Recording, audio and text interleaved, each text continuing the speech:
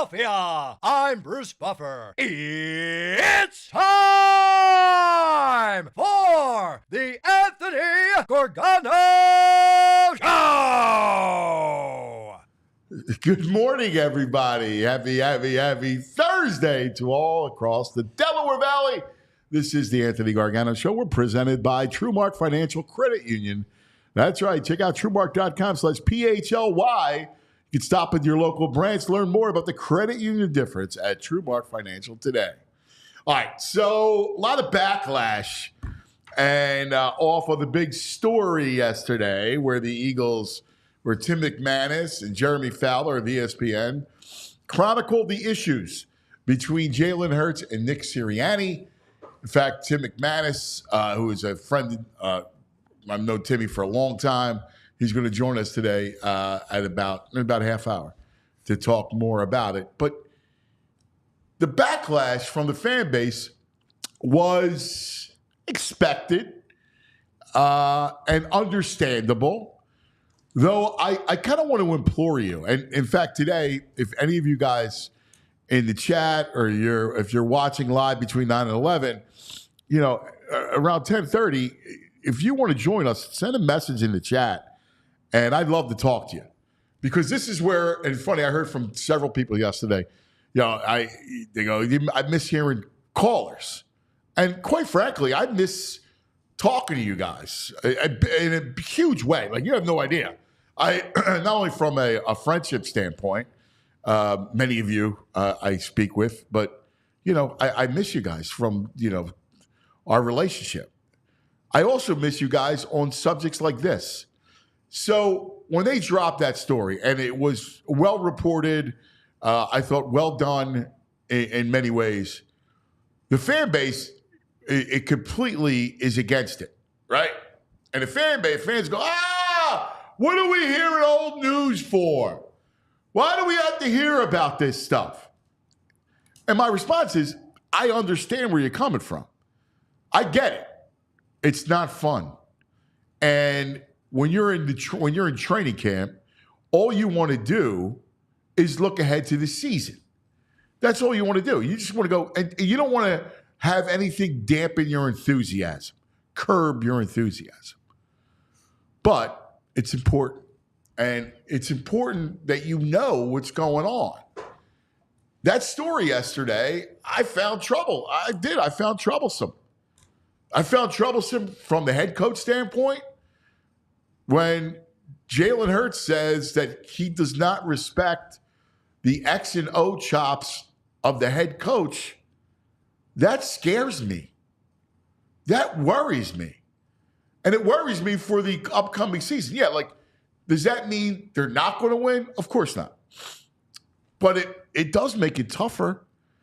So you're going to tell me that this is just Kellen Moore's offense and Vic Fangio's defense. And so what? Nick is just going to roam the sidelines and challenge plays and go for it on fourth down? Like, that's what he's relegated to? It doesn't work like that. You need to have confidence in your leadership. You need to have confidence in your leaders. Isn't that where we're at right now in this country? That we're so dismayed that we have no confidence in the leaders. It's such a scary time. And quite frankly, the journalism in sports is much better than the journalism covering the White House and covering politics, the leaders of our country, which frightens the death out of me as a father of two sons. But I look at this, and I think the story is important. Again, I'm not saying it's the death knell, and I know why you hate it, because it's not fun. It's like, man, we're getting ready to start a new season. We have Saquon Barkley. We have, this incredible, offense that should be. Who wants to talk about last year and the collapse of 10-1? And when people are asking, why would you come out with the story? Well, I mean, it provides context. Like going into this year, before you have this year, you got to put to bed last year. And putting to bed last year happens now in training camp. All right, this is what went wrong for everybody but the Chiefs. This is what went wrong last year. So this is how we'll fix it to get better and to hopefully win the Super Bowl. Every team's having this conversation. It just so happens that it was a dramatic free fall here in Philadelphia. That they were 10-1 and slid off and just kind of slid into the ocean. So that's why the story's relevant, and that's why the story's important. And I know you don't want to hear it, but it's probably for your own good. Like, you need this stuff, just whether it's just to pull upon when you're watching a game. We all like to dissect the game. That's what we are. We're fans, right? We all want them to win. I mean, Lord knows, that team is in our blood. I'm looking at our screen behind us, and I just see that Kelly green jersey. And then all of a sudden, my heart is warm. You feel it. There's nothing like 4 for 4. And, we're about fun. And I am a big believer that sports builds churches and sports should be about fun and less drama. This is not fun, but it's relevant to sports. I mean, let's see. All right? Like, the good news is, and this is what I'll give you from the good news. The bad news is, I'll start with that first. I really don't know about Sirianni. I thought Sirianni was really, really sharp. And looking from the outside, I saw, I saw teams that were prepared up until the slide last year. I saw, first year playoff after a wretched season. I saw, a dominating offense in year 2 all the way to the Super Bowl. I saw 10-1, and then we know what happened. The good news is I thought Jalen Hurts calling a defensive coordinator who had just, whooped their butt was a good thing. I thought Jalen calling Wink Martindale was a really good thing. It shows me that he's looking and trying to turn over every angle that he can. That's work. Like, that's a great thing, actually. The fact that he would call Wink Martindale. I mean, listen, football is a fraternity. Hey, what am I seeing? Charlie Manuel will tell you all the time that he might see a player on the opposition going through a funk. And it's his professional duty to go, hey, dude, you might want to look at that a little bit. Look at your approach to the baseball. Look at where your elbow is. Like, you see you see a hitch, you see stuff in somebody's swing. Charlie always thought it was his duty to go and really, kind of help them. And Jalen calling Wink Martindale just tells me he's into it. Like, he wants to try to fix it. And by all reports, he's having a great training camp. So maybe Kellen Moore, as the conduit, maybe it works. Maybe he's the panacea for the dysfunction between those two. I don't know. But I know that they have a great roster, and they should be really good. So don't let it dampen your fun, but also don't turn a blind eye to it. So we will talk to Tim McManus coming up. This will be a 2-day story. Tomorrow will be Football Friday. It'll be more fun. But we got to talk to Tim today and do our little follow-up. You want fun? Last night was fun. Kyle Schwarber, 3 bombs. Big win. Big win. You win the series against the Dodgers, who are on your butt, right? For the best record in the National League. You take the series, win 2 of 3 after losing the first game. That was a monster win. And that's the kind of win that helps kind of really propel you out of a funk. Just go 2-2 against Arizona, come home, and let's go. It's on. That was a great win.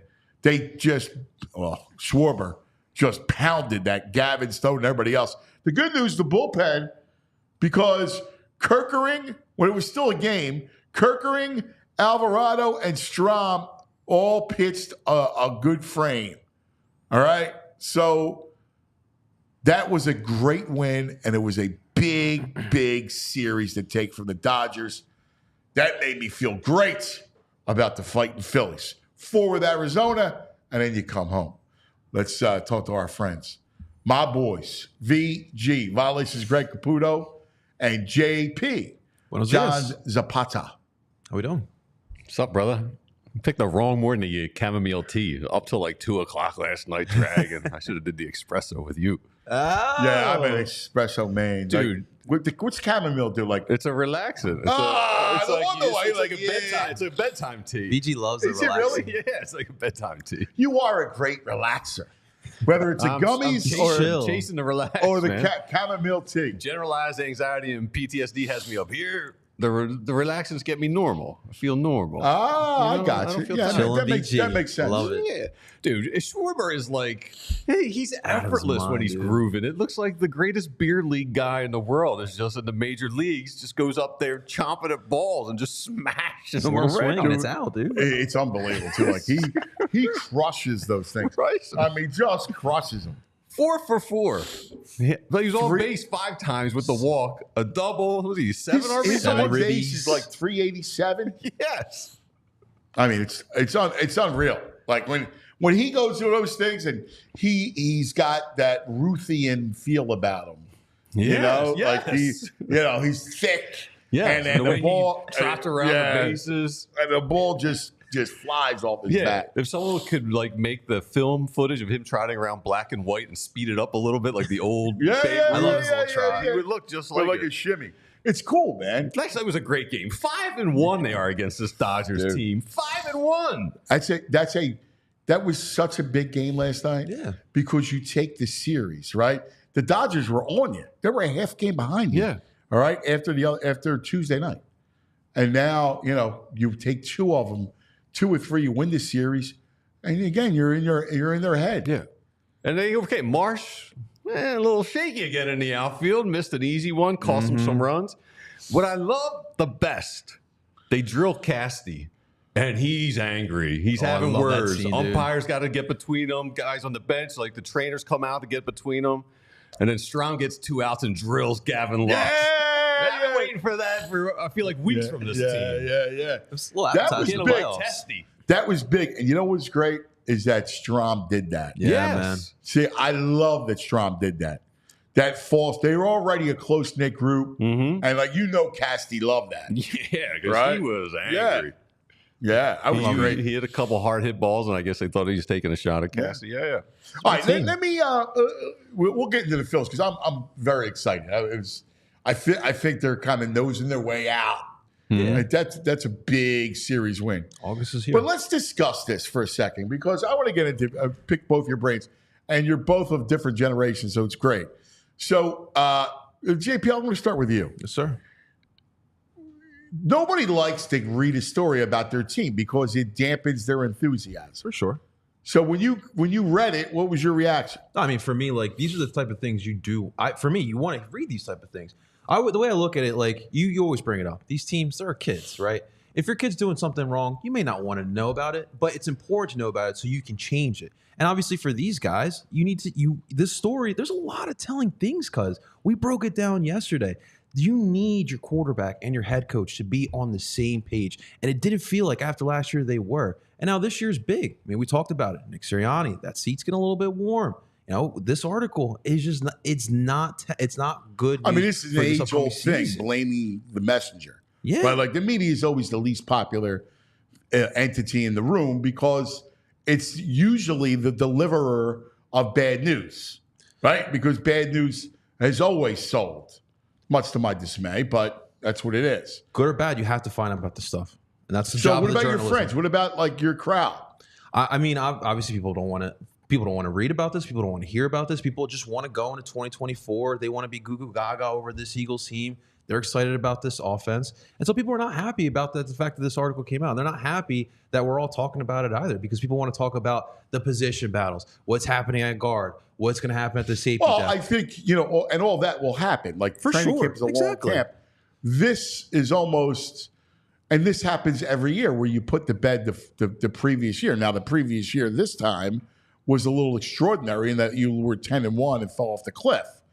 But this is a normal story going back to last year. This is not anything new.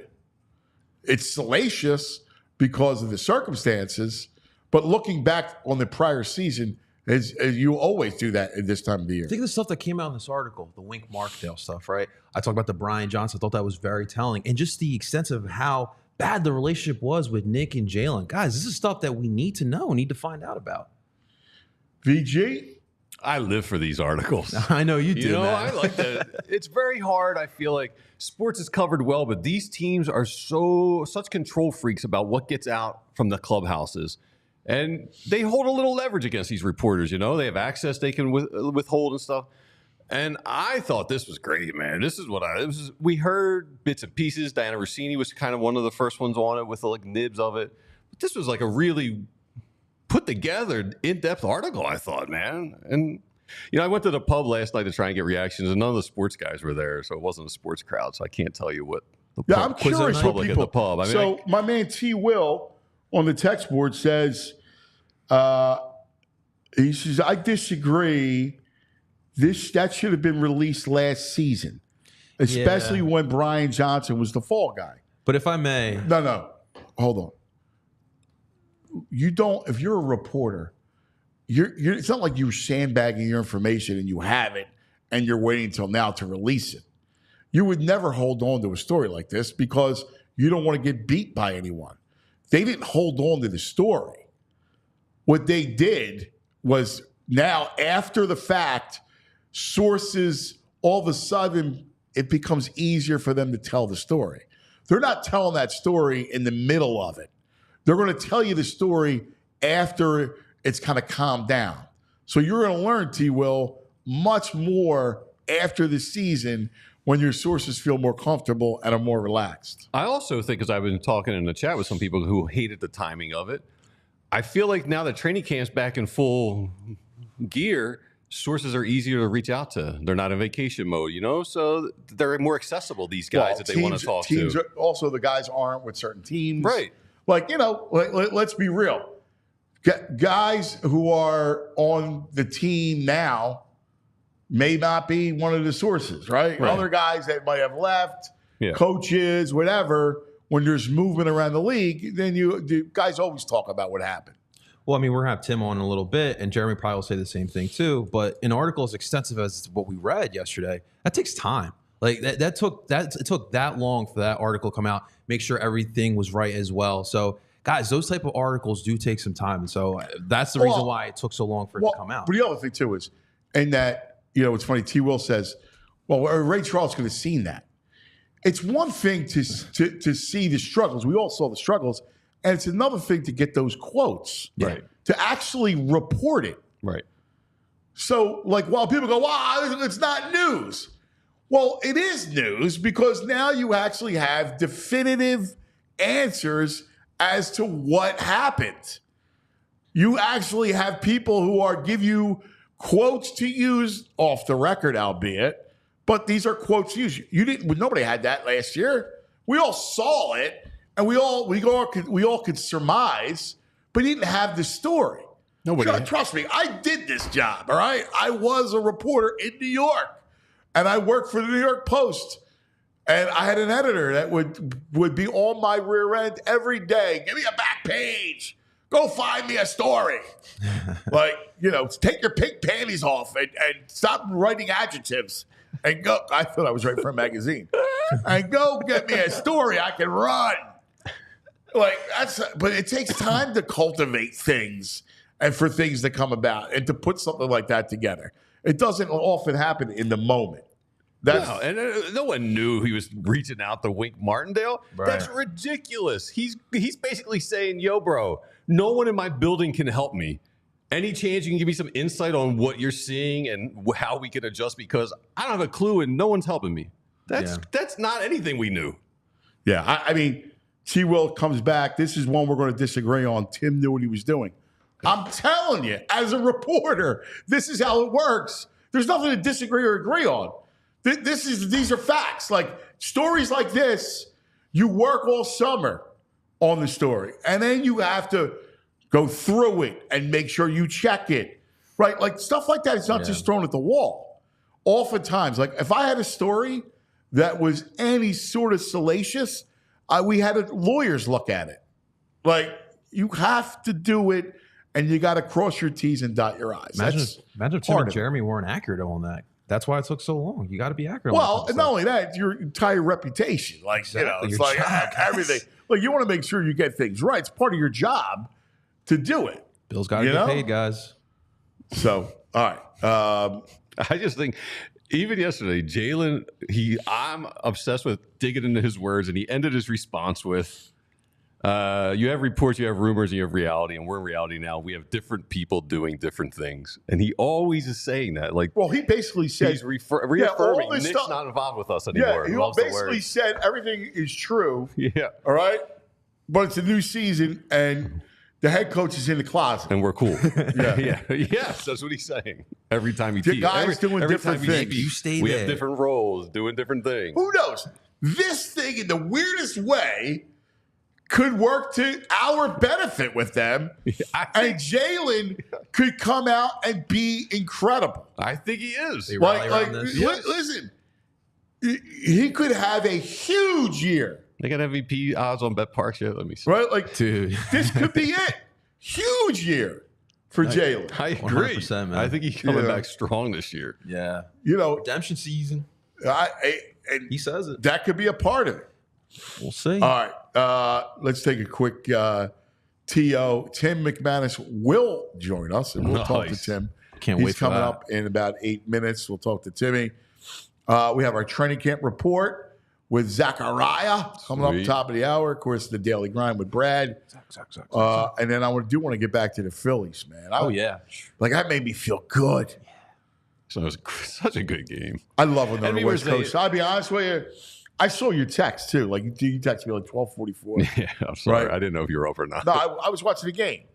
But, like, I try not to. I put my phone down because the light will wake up Tam. Yeah. I don't want to be like I the got light you. of the Yeah, thing, yeah. right? Yeah. So, because I already had I have the TV. It's like in the opposite part where she can't stay because I like to stay up. Mm-hmm. And I have my buds, Wow, It's a whole thing I love when- that setup for you. Well, usually I'm downstairs on the couch, because I'm a downstairs late night. That's a dad's domain, cuz. And it's a dad's domain. Like especially during college football. Yeah. I watch the late night. A little Pac 10, Pac 12 after with dark. Howie. Yeah. Pac-12 has like 2 teams now. I know there's 2. Oh, it's unbelievable. Hey, What's Howie going to do? Jalen Hurts is 15-1 on Bet Parks right now for MVP. I mean, you throw $50 on that. Dude, that's a pizza bet. Yeah. Okay. 15-1. Wow, Jordan Love. Listen, he's got an incredible array of weapons. Yeah, man. So who He knows? sure does. All right. Let me tell you about Ace is the place for the helpful hardware folks. Right? Yeah, Love that man. jingle. Folks. Yeah. Ace is the place for Helpful hardware, folks. I like it. I like it. Hey, listen, you got a leaky pipe? At Ace Hardware Home Services, we're around the block with anything you need to fix it, including the person to do the fixing. You got an air conditioning issue? We got the person for that. You got a faucet that you said you fixed last fall?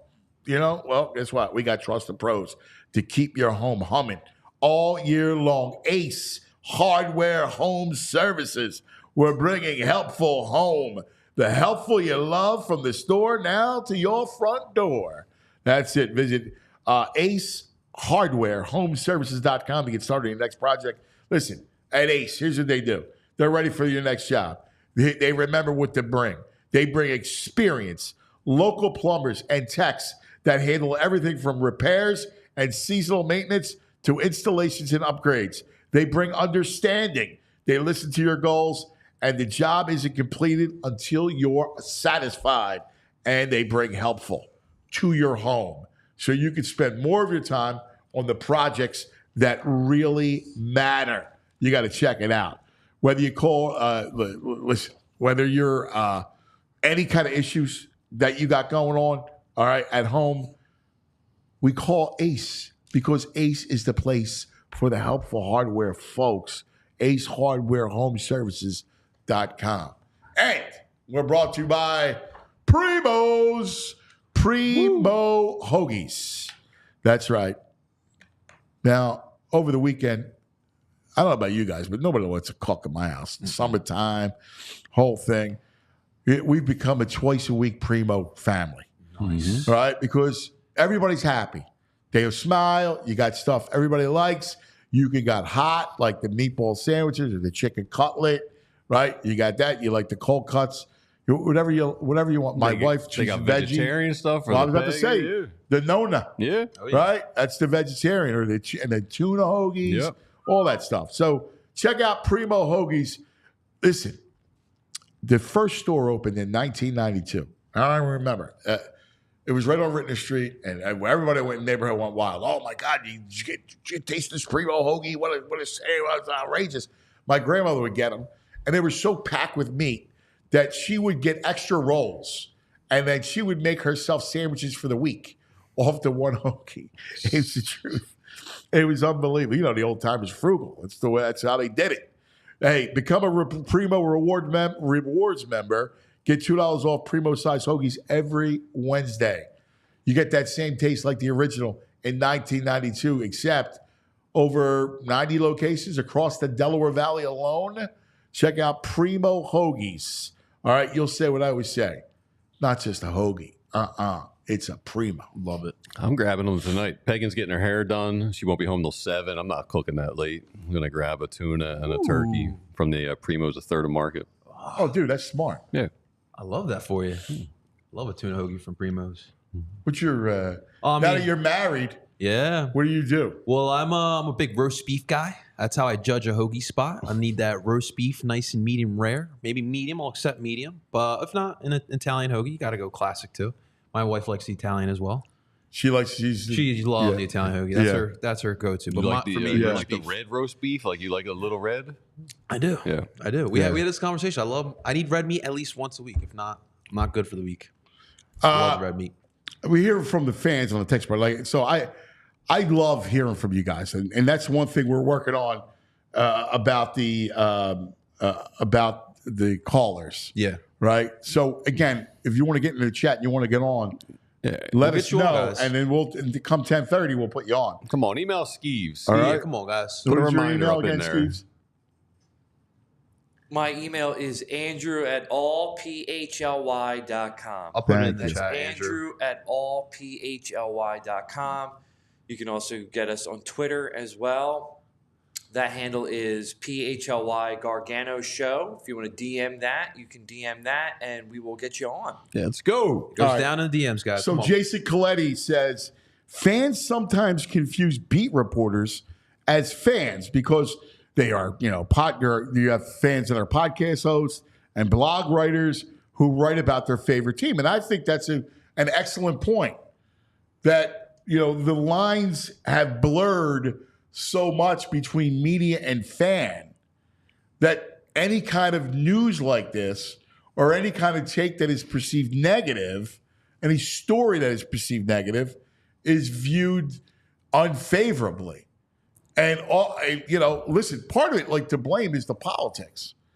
If you have, true news stations that aren't news, but are basically appendages for both sides, Right. left or right, I don't care where you fit, whatever, but this is the way the world is, right? You have a network because it's all about like-mindedness. Yeah. We can't look and see reality, which is really a shame. No, you're right. We have to be able to take in, stuff that may not be favorable, so we can actually examine it. Yeah. I'm with you. Too many people are just in their own echo chambers and bubbles. And, I appreciate, I have my leans on politics. I always try to seek out both sides. I want to hear arguments on both sides. And in sports, I want to know what the outsiders are thinking. Listen, the outsiders were right last year. We were 10-1 feeling good, saying the outsiders don't know what they're talking about. The national pundits were saying this Eagles team's flawed and they're not a 10-1 team. And that came out to be true. And we were all talk radio. We were all like, they hate that. They hate Philly. We're 10-1. But no, they were right at the end. You're spot on, BG, about that. And the thing is too, we're all fans, but even like myself, I always want the truth. How can you be a fan of the team and not want the truth about the team? It can't always be butterfly and rainbows. And I understand, right? And I get the. Listen, sports is supposed to be our happy place, right? I get that. We talk about it, it's it's a shame because there are parallels to media and non-sports media, news media, and there are certainly parallels. But you got a horse in the race with sports, right? So it damages us in a lot of ways, and that's I think what people are thinking. And that's what we got to guard against. One of our favorite commentators, Fartsy, Big Farts Jones. These reporters are riff-creating bums. Fartsy. That's awesome. We love Fartsy. Yeah. But in reality, they're not. I mean, that's their job is to report what happened. And when you have a dramatic situation like last year, that is the story. They're just a messenger. We don't like the reports. We don't like the reporters. But when they do something they like, we like them again. This portion of the program brought to you by the Bet Park Sportsbook and Casino app. My man, West Virginia Rick. This is positive. Nick is a lame duck coach that has zero pull. Jalen is the franchise quarterback. This year sets up the next 5 years with success or failure. Either way, the Eagles are in a good spot. Thoughts? I think they're in a good spot. Yeah, I still think they're fine. I think Nick's in the perfect role right now, away from anything strategically, and they're going to be cool. Just keep playing those roots. That's all you got to do, Nick. I still go back to why in the world would you? The fun of being a coach is the strategy. Until maybe that's listen. We talk about the game. What do we love about the game? You know what I love most about the game? What's that? It's not the stories. I like stories. I love storytelling. But what I love most about football is the strategy, is the X and O of it. Yeah. I find that is the chess match. I find that fascinating. It's entertaining. If I'm a head coach, that's a dream. I'd rather be a head coach than a GM. Yeah, but you get the head coach role and maybe you realize you don't have the chops. Right? No. And then you got imposter syndrome, but you realize you don't got the chops. No. I am shocked. All right. Let's go to our friend. We've known Timmy, who has done such a great job for a long, long time. I trust him. He's a terrific reporter. Tim McManus, ESPN. Hey, Timmy. Good morning, buddy. Oh, we can't hear you, pal. I wonder if your volume. I'm going to try it now. How about now, buddy? You got me? We got you, buddy. We got you. There it is.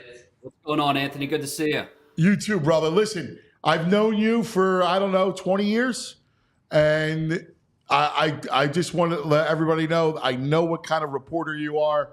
I respect you. You do such a great job. You're not someone that likes to just throw salacious stuff out there. You work hard, and your standing means a lot. And I thought you handled yourself really well yesterday when Jalen said, well, who wrote it? And you said, I did, and this is what happened.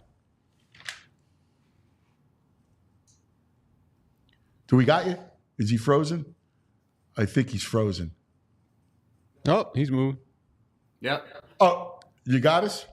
Yeah, I got you now. Yeah, sorry. Yeah, so Hertz said who wrote it, and I raised my hand and I said, yeah, I'm the one that wrote it. And I'm glad that exchange happened because, as reporters, you are writing a lot about these people, and some of the stuff is not going to be positive. And of course, I think especially after you write a piece like Jeremy and I wrote, that there's representation there. So if there's questions about it, like you're right there to have those conversations. So I'm glad he asked who wrote it, and I'm glad he asked why and what the relevance was. And I thought the exchange was fine. And what I told him was essentially like I wanted to provide context for what happened last season, so we have a better understanding of where we are now. And he gave his thoughts as to where the team is now and his view on those things. And so I think that's it's good and healthy to have those exchanges ultimately. Interestingly, I thought Jalen came out looking good. Like I thought Jalen calling Wink Martindale was a positive. Like I took that as the guy has a zeal to learn and to figure out what was wrong. So he even called Wink Martindale. Yeah, so the Wink stuff is really interesting on a couple of different fronts. One, because it does show that part of Hurts's unending desire to improve. And we've seen him reach out to defensive coordinators in-house, where he would, Jonathan Gannon as an example, and try to pick his brain to get a better understanding for why defenses are doing what they're doing. It's a different move to go to an NFC East rival like right after they beat you, while this season is still going and reaching out and trying to figure that out. It's unusual. I mean, Martindale said that was the first time in 40 years that a quarterback has ever done that. Obviously, unique circumstances where they had just played the team. Martindale had just parted ways with New York. Hurts saw the opportunity there, and he took it. Yeah, I love that, to be honest with you. The thing that I found the most damning, and that's going to be a question to you, but what I found the most damning was the lack of Jalen's apparent lack of respect for Sirianni's X's and O's acumen, or his chops, as you guys wrote. Yeah, we had a team source that believed that Hurts didn't really give Nick enough credit when it came to his offensive mind, stating that a lot of what we have done successfully has come from Nick. I think the circumstances are really important to add in here, Anthony, because they're coming off of that Super Bowl year, right? And so they go toe-to-toe with Patrick Mahomes. Everything's cooking, and everyone's feeling good about themselves. I mean, Sirianni, as an offensive mind, has to be feeling good about himself, what he has helped bring to this team, elevated them to the highest station. Meanwhile, Hurts is coming off of a near MVP campaign. He just got paid $250 million. And so with winning comes some traps sometimes, in my view, where everybody gets a little bit elevated sense of self. And so Sirianni is thinking, and I think that you can understand the logic based on our reporting of, if it ain't broke, don't fix it. Like, this is my offense, and we're going to essentially run the same stuff out there. Meanwhile, Hurts is trying to get greater ownership of the offense because he's coming into his own, and now he's a bona fide franchise quarterback. Now he's teamed up with Brian Johnson, his guy, and they have different visions for how the offense is going to go. They want to become more multiple. They want to evolve it more. And the two respective visions just didn't coalesce. And then once of course, the pressure in the city is massive when you're coming off of a Super Bowl loss, especially. And so now when things aren't going right and the offense isn't materializing the way that you want it to materialize, and then losing starts to set in, then both sides go to the respective corners, right? Because now Sirianni is holding more private meetings with Hurts one-on-one, according to our reporting. Hurts is digging in his own way, and he's at times instructing players to do things that are different than are in the game plan. Some of it's circumstantial because of all the different pulls of a post-Super Bowl season. And I think the hope, if you're an Eagles fan, is that now that things have cooled down, now that you are past that tense moment in time, you can kind of regroup, and with Kellen Moore serving as the buffer, everybody can move on smoothly. The buffer kind of worries me. The fact that you would need a buffer. Does Sirianni, what's his role within the offense? Like, you're the head coach and you're an offensive guy. I mean, is he completely distanced from it? Because like that would bother me. And if I was Nick and I'm an offensive guy, like the last thing I want to be is not part of the offense and the game plan and, being hands-on. I mean, I know, Timmy, I've been covering this league for a long time. I know offensive guys. Those guys would rather quit than not be a part of their offense.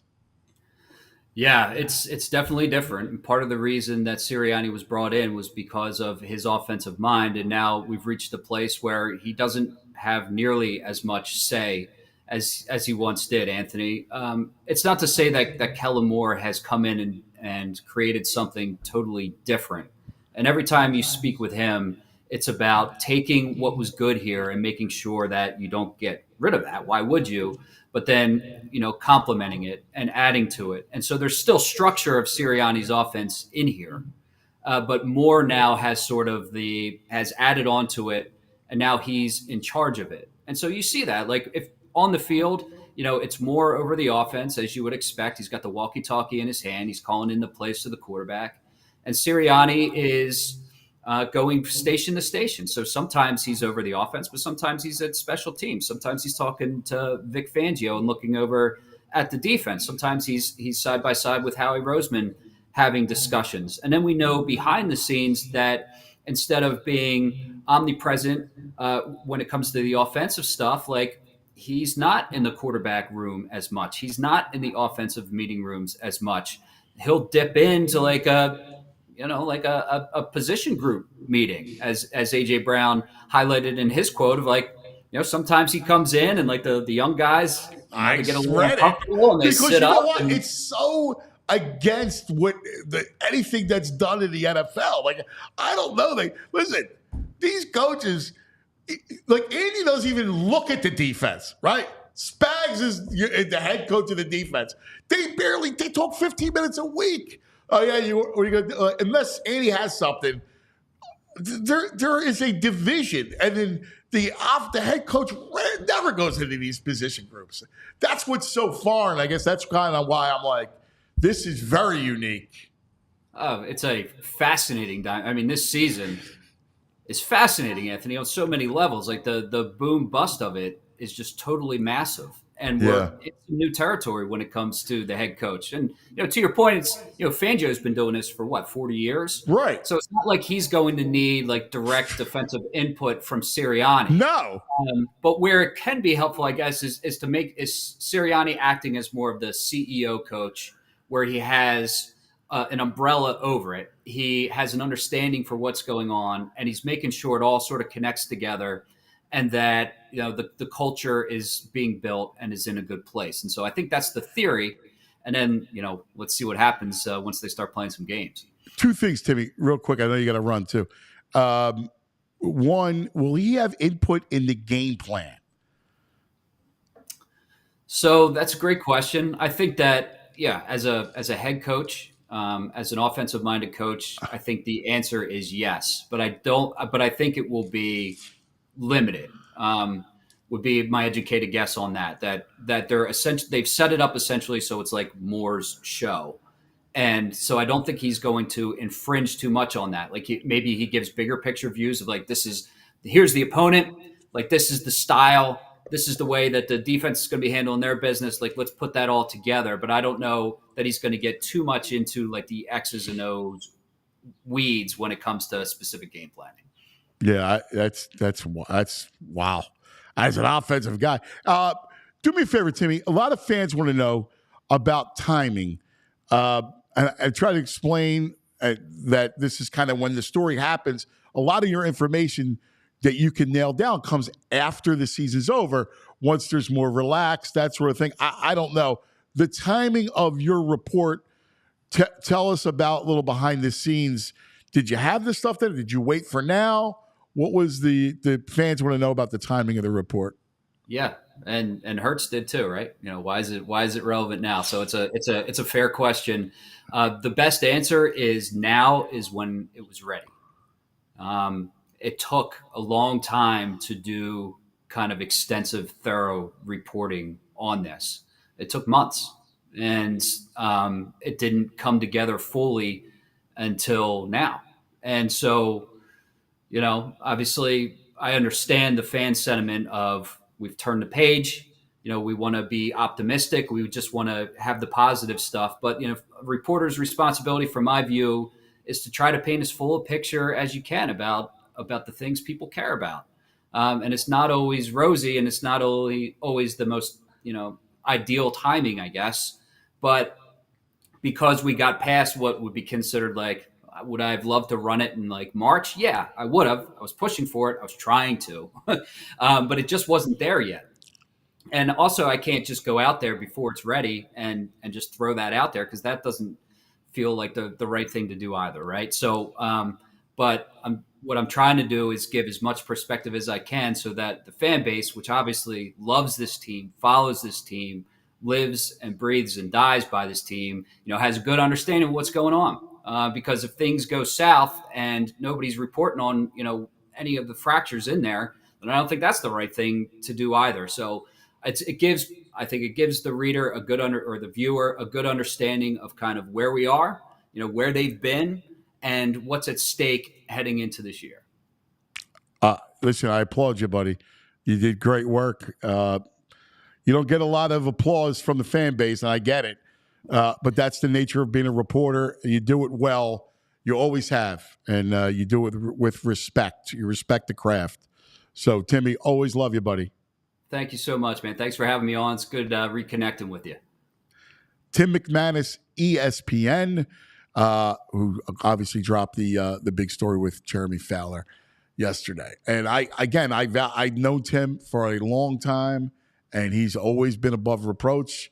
And that kind of surmises what I thought, which is you never want to hold on to a story like that because you never want to get beat. Like, that's a salacious story. So there's I got a great story that I want to run. You want to run it as quick as possible. Like March, I'm sure he was dying to run it because the whole world's paying attention. It's, the combine, they have the owners' meetings, right? All that stuff going on, but it wasn't ready. And that is the mark of a good reporter.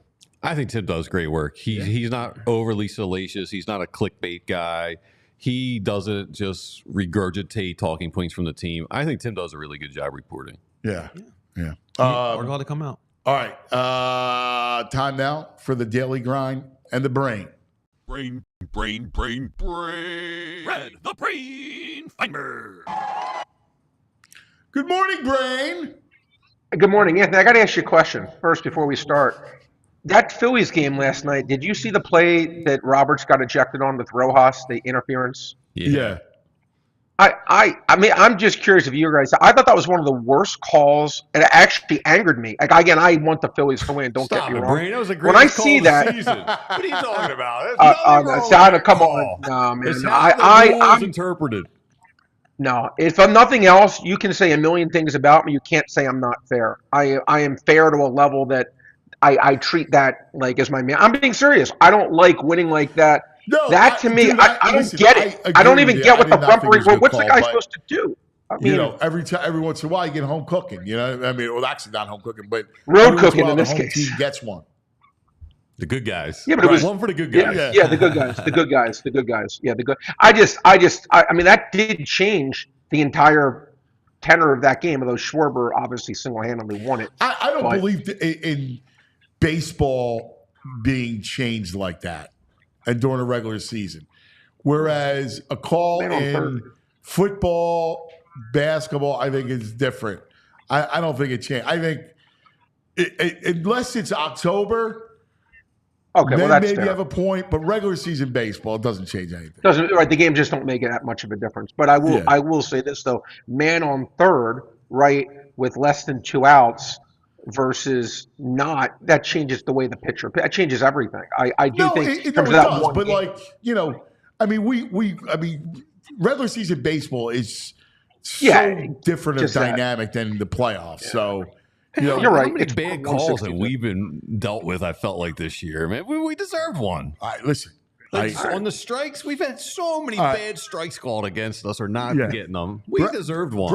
Brad is always the mind as an investor. Yeah. Right? Yes. Brad always looks at it like from the singular view of a game, right? Yeah. And bad call, like he's not looking at it like we're looking at it. Like we're looking at it like, what the frig, man? We're owed one. Yeah. Hey, Brad, I was check rooting for this the out. Phillies. Look, I was rooting for the Phillies, and again, but I don't know. I'm one of those people. I always just, I don't like it when in any outcome of any event, whether it's sports, life, when someone gets something that I deem to be unfair.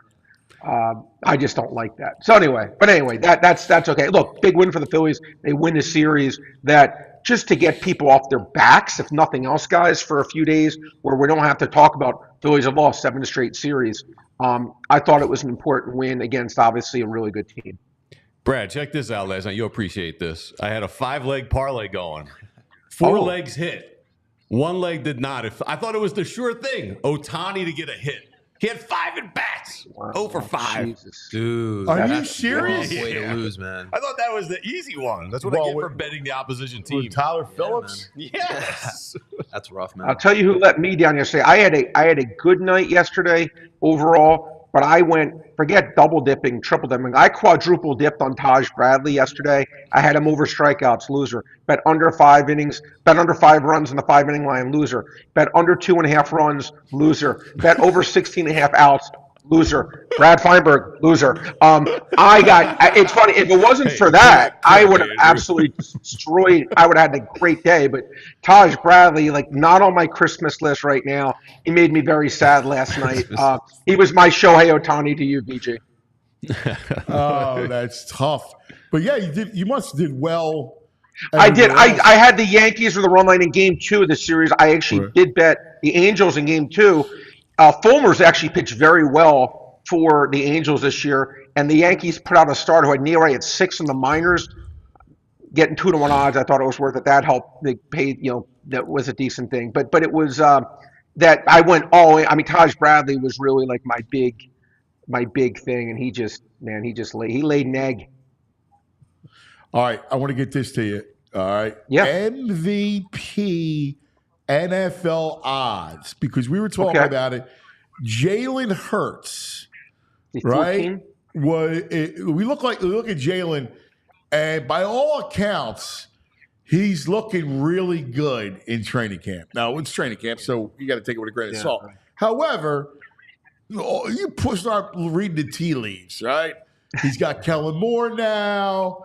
He starts to feel a little, more comfortable. Not to mention you add Saquon Barkley to his offense.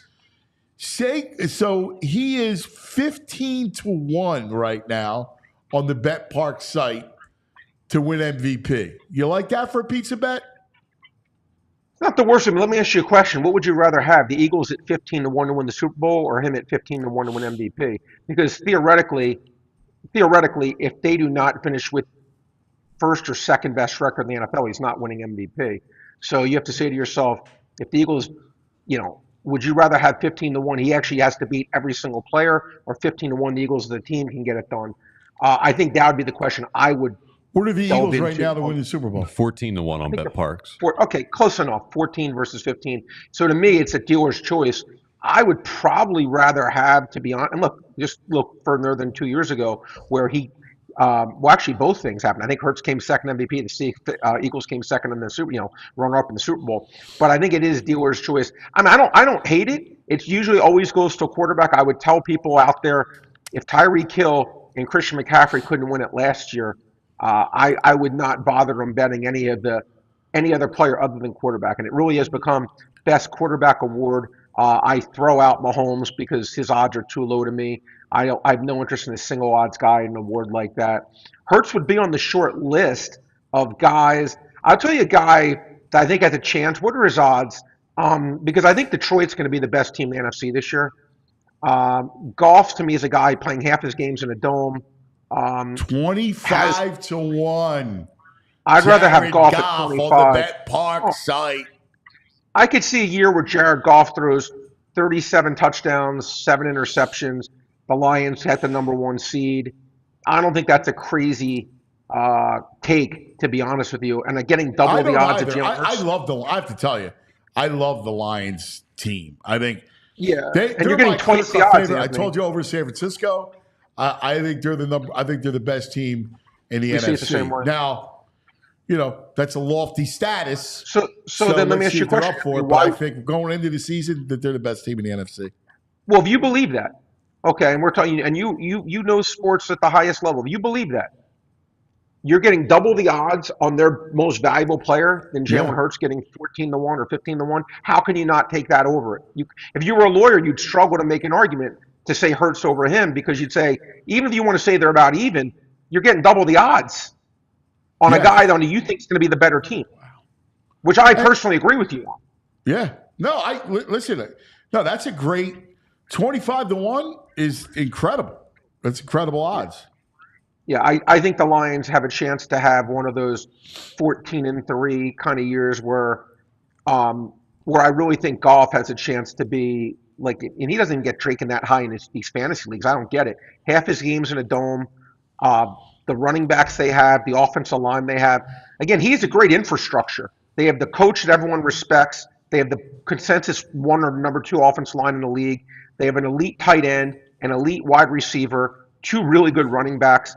Again, I actually am just probably talking myself into it. I may put a shekel or 2 on that myself, because I actually think if I had to pick someone, forgetting the odds, I think Jared Goff would probably be one of my first 2 or 3 choices, and he's 25-1.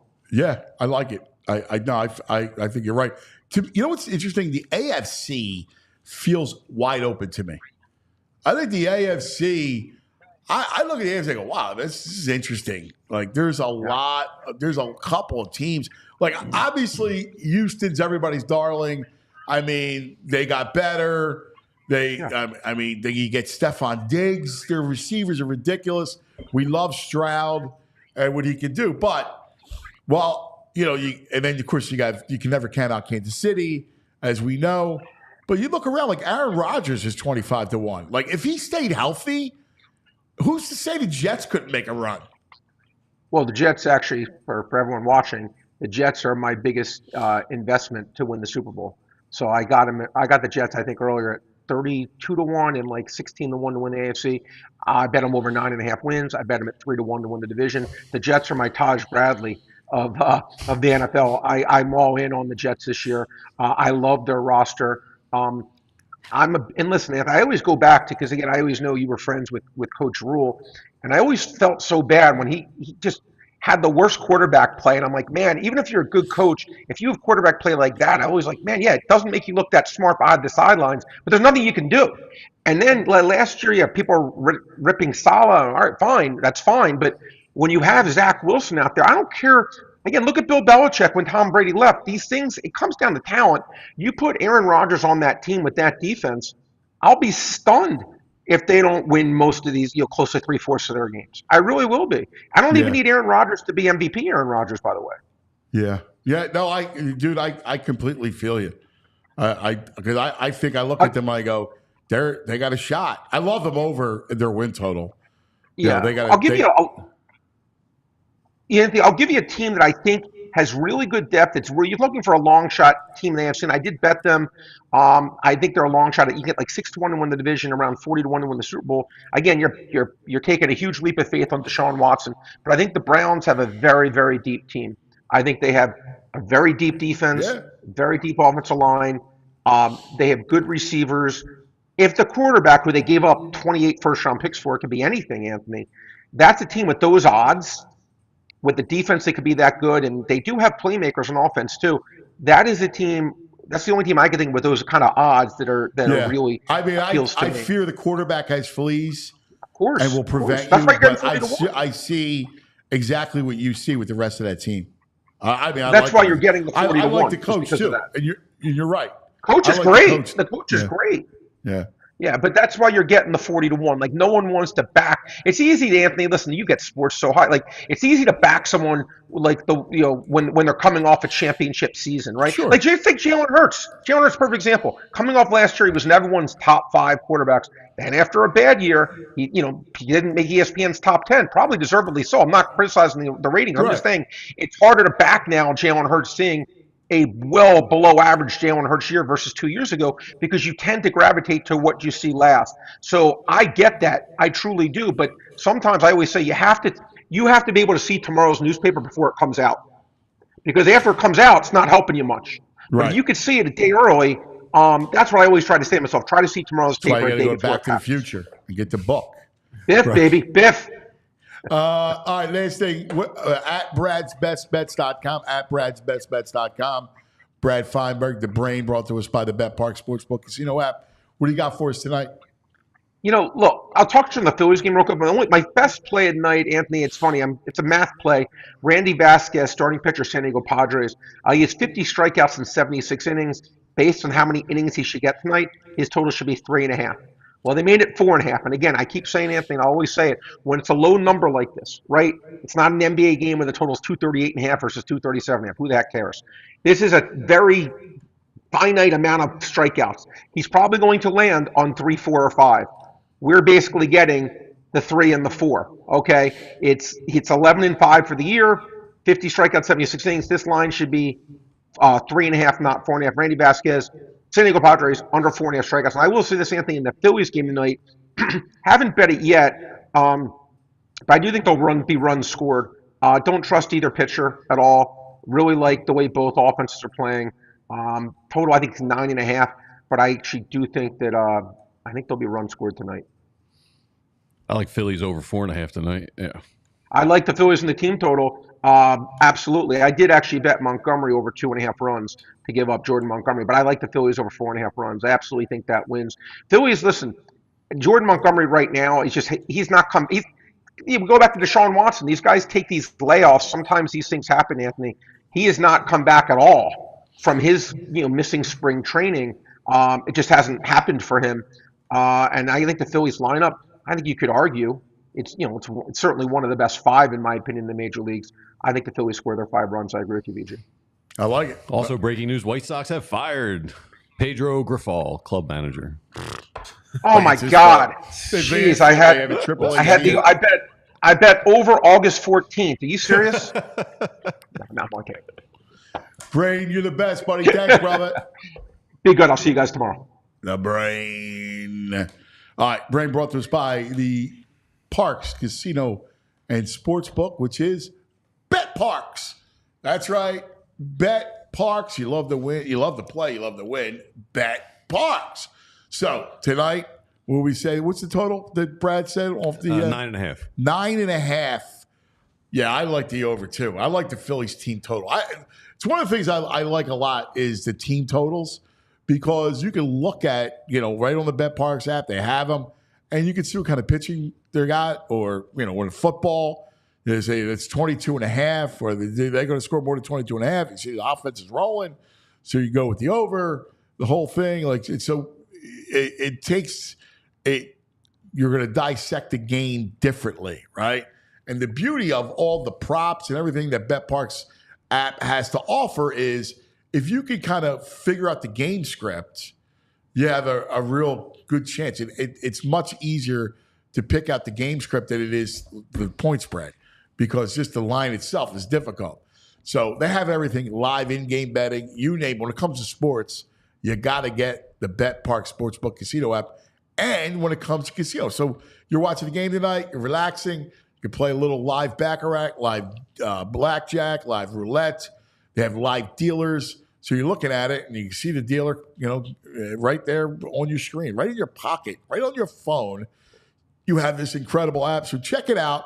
The BetParks Sportsbook Casino app. In fact, new users, you can get up to $1,000 back if you're down in the first 24 hours.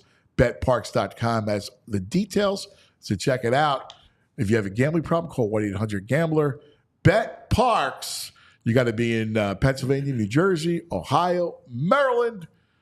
You love to play. You play to win. BetParks. I love it, cuz. All right, I need all the attention of all the parents out there right now because, listen, we know our kids are our life, right? They're our future. But you also want to make sure that they're secured in the future financially. And, this past, obviously, you just came back from my wedding. Had my buddy Frank came out with us. And he was talking about, the future of his son, right? He wants to make sure that at an early age, he gets his financial future started at a young age. So, I was on vacation, but it's a friend, so I want to help him out. So I threw out TrueMark Financial, and I told him about everything TrueMark Financial is doing for a lot of parents, especially with kids trying to get their financial career started. Budget for kids and sports activities with TrueMark Financial's money management tool. In their online banking mobile app, managing family finances includes budgeting for kids' sports leagues. Create a separate budget category for sports expense. You can track costs effectively with the app, guys. And of course, make sure you are involving those kids in those financial discussions. It's never too early to start financial responsibility with your children, guys. Going on a group trip for away games like myself, it's still easy to keep track of your spending with the mobile banking app. You can see all the transactions that are going on. If you see something suspicious, you can always call TrueMark Financial. They will take care of them for you. And the best part about it, we've all been there. That little mini heart attack you feel when you feel like you lost your credit card or your debit card. Well, with TrueMark Financial and their mobile banking app, you can lock your card if you ever happen to go through those scares, and that's what we love to see here. TrueMark Financial is federally insured by the NCUA and is an equal opportunity lender. If you guys would like some more information, head on over to truemark.com/PHLY. If not, we have 24 branches here in the Philadelphia area. They are headquartered right here in Fort Washington, so you guys can head on over to any of those branches, get your questions answered there as well. But if not, guys, make sure you guys are going to truemark.com/PHLY. Thank you to our friends over at TrueMark Financial. All right, buddy. Hey, Hey, it's allergy season. No. No? It's a little later for allergy season. Oh. Yeah. Next to 10:25. It'll still be allergy season, I think. Yes. Well, Okay. Cool. I think we're good. as I feel, Yeah. He's fine right now. Are you? not really. But I do know it's allergy season. All right. Let us go to the NovaCare facility because it's time now for our daily training camp report. By the way, Rite Aid is sponsoring this portion of the program, so we love our Rite Aid. Let's go to Zachariah Z-Berm.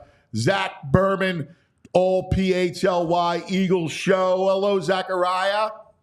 Hey, it's good to see you guys. I wish I was at NovaCare. Closed walkthrough today before the preseason game tomorrow. They had this stretch of 4 days, 4 practices in 4 days. But frankly, I think what they'll have during the walkthrough today is more entertaining than what they showed at practice yesterday. Well, really? It was just it was a quick, quiet day, right? They were in shorts and shells. They weren't in pads yesterday. They had been in pads the previous days. They went long on the days are running together. Tuesday in like the hottest, sweatiest day that they've had during training camp, and so they kind of pulled back a bit. The one thing is I know today they're working on some game situation type stuff in the walkthrough. I know there's a lot of curiosity about whether the starters are going to play. And one thing that Nick's done in the past is he's tried to get some game-like situations into walkthroughs, and we'll see if that takes the place of the game. My personal opinion, because Nick hasn't said whether the starters are going to play. He said they hadn't made that decision, wants to communicate it to the players before the public. My guess is you won't see the top guys. I think you're going to see more guys on defense, right? Tackling's important. They don't tackle much during or at all, really, the first teamers during practice. But I'm still skeptical about whether you'll see Jalen out there. So I'm curious, the fallout from yesterday and all the story, and because we talked to Bo. I'm curious, you asked a question right off the bat in the news conference. What was your overall thoughts on it?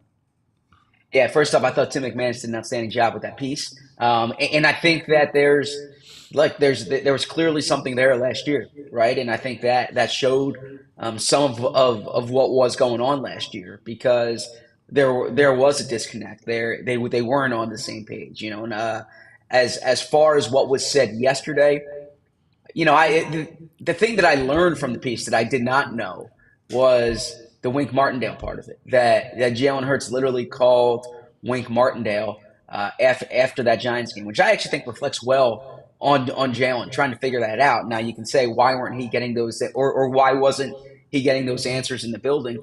But I do know that that's a defense he struggled against. Jalen had said that he was trying to add, he was trying to learn from Wink. He has sought out the coordinators before.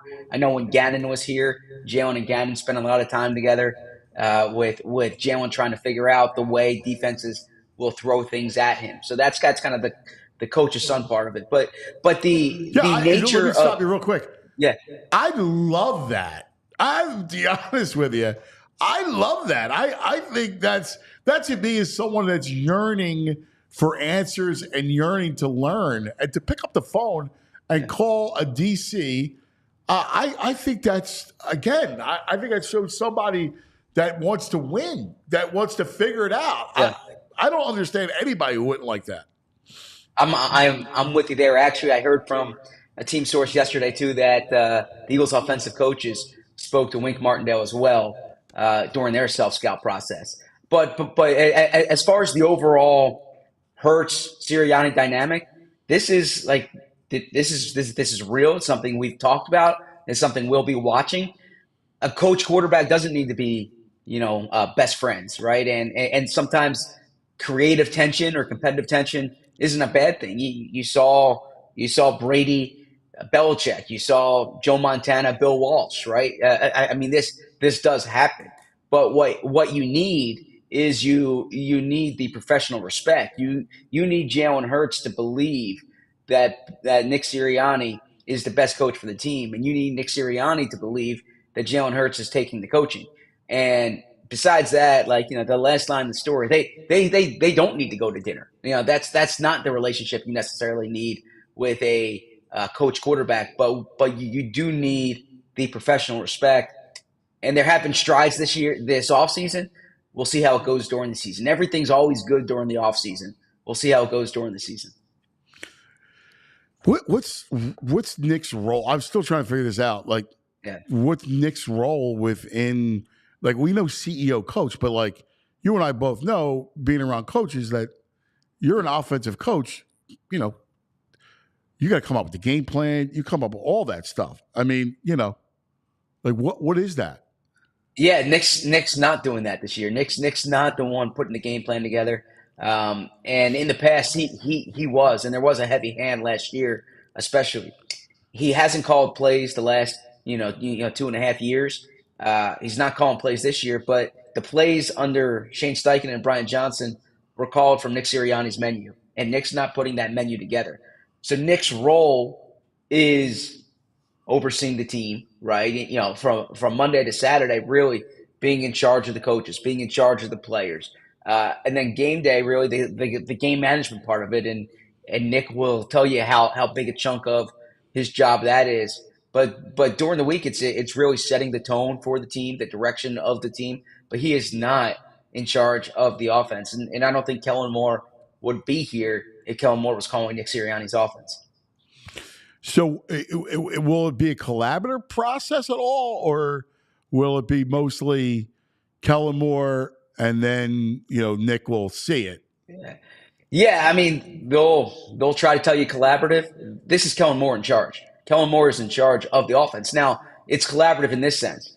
Jeff Stoutland has a big role in the run game and the blocking schemes, right? And by the way, one of the guys they spoke to during the interview process, as you know, was Cliff Kingsbury. And Cliff kind of had his own coaches, right? Jeff Stoutland being here is real, and it's important, and it's something that the Eagles are not going to run the ball or block the ball with Jeff Stoutland in the building without Jeff Stoutland having a huge role in that. Now Nick, I mean, it's not as if Nick will show up on Sundays not knowing what the game plan is, or not knowing what's on the menu. But he is not the one who's in charge of the offense this year. Wow. Everybody's in the offense room except Nick. Now he is going through the meet, he is in the meeting rooms, right? He's just it's not exclusive. Last year, for instance, he was at every quarterback meeting. He was in every game planning meeting. I don't know about the game planning meetings this year. I'll find that out. They haven't had the game plan yet. Before this week's their first game. We'll see better in Brazil, but he's not in every quarterback meeting this year. He is bouncing around. He's showing up in the different position meetings. He's showing up in the defense meetings. He's showing up in the special teams meetings. He's bouncing around more than he has in the past. Yeah, that you would agree that is odd or unique. Yeah. I mean, look, my frame of reference is 13 years covering the Eagles here, and that's unique during these 13 years. right? I mean, I covered Andy, Chip, Doug Peterson, Nick Sirianni. That's certainly unique in Philadelphia, right? And then I covered Coughlin with the Giants. He was more kind of the CEO coach type, but this is a departure from Nick's first 3 years. Yeah. Now, and Coughlin was more involved with the offense. I do know he would be in on those meetings. Sure. He let Spags run the defense, but Coughlin was in on the offense. Yeah. So for sure. This is it. All right. Well, let's kind of put this to bed for a minute, and let's look at. So, who do you see playing tomorrow night? Yeah. So one thing that came up was the weather. I don't follow the weather as much. There seemed to be a fascination among some, and I suppose it is a real thing that if it's a slick field, maybe that weighs into it. Now Harbaugh better than I do, but it certainly sounds like Harbaugh's going to be playing his guys outside of Lamar Jackson, but Harbaugh's going to be starters. I know what Nick said last year after the Patriots game, that maybe he should reevaluate the way he plays the starters. I know what Vic Fangio said this week when Vic Fangio said he likes the starters being out there. I know what some of the veterans said. I'm still skeptical that Nick's going to play Jalen Hurts, A.J. Brown, Devontae Smith, Lane Johnson, Jordan Mailata, right? But he is going to play. There are going to be notable players out there. So what am I watching? I want to see Mekhi Becton at right guard in a game situation. That's a real big thing for me. I want to see Quinyon Mitchell out there. I think Quinyon Mitchell is the front runner to be the slot corner to start the season. I'm not ruling out him playing the outside, but I've seen Isaiah Rodgers there quite a bit. I want to see Isaiah Rodgers this week. I want to see the linebacker rotation. I mean, I'm not just pandering to you guys on the set and to the audience when I say Jeremiah Trotter Jr. has looked good this week, right? And when you have instincts in practice, you definitely have instincts in games. So I want to see how he looks in the game situation. And then I don't know how much we're going to get from Bryce Huff, although I imagine defense, like I said, is going to play more than the offense. But I do want to see the edge rush situation. I want to see how Nolan Smith looks in a game situation. I want to see what their depth looks like there. So this is going to be interesting. Because there's so many changes, because there's so many young guys. That makes it worthwhile. And the last thing I'll add too is I want to see the kickoffs, right? And because Nick said during the spring that they're not going to show much during the summer, and that really week 1 is going to be the big unveiling with the kickoffs. But you can't there's going to be kickoffs in preseason games. What are you going to? This is the first time these rules are in place. And I asked Nick yesterday about it. He said they have a plan. He doesn't want to say what it is, but they don't really practice these during practice. They do form tackling type drills, but you don't see really the scheme in place for kickoffs during practice. So unless they do it in walkthrough settings, I mean, what's this going to look like? This is new for everybody. So I'm real curious to see that on Friday night. Yeah. Hey, Zach, you mentioned Nolan Smith. I haven't heard much about him in training camp. Has he stood out at all, or just looked like a guy? He hasn't stood out from a pass rushing perspective the way he did last year. He has stood out in terms of he's made a few plays where you see it, right? You see obviously the speed around the edge. He's stronger this year, and you do see some of the more dynamic plays. I saw him with a real good run fit the other day. I saw him deflect the pass. I actually think I think for the most part, the offense has gotten rid of the ball quickly during the past week. But I wouldn't say no one's had a standout camp. That said, I thought this time last year, I thought Nolan Smith looked awesome in camp, and it didn't translate to the season, of course. So pass rushers in particular is a position where you want to see it when it's in a game setting and you can close on the quarterback, especially when you're talking about someone with closing speed like Nolan Smith. So far up to camp, and this kind of ends, is part of this this past week was their most work. Yeah. Give us like 3 guys that you really liked, and like we could do a 3 up, 3 down. Sure. Give us your 3 up, 3 down. Yeah, so the first one might seem obvious, but it's so important, and that's Jalen Hurts has been like he is up in a big way. He looks good this summer, legitimately. Like if you go based on what you see in camp, Jalen with no doubt is up.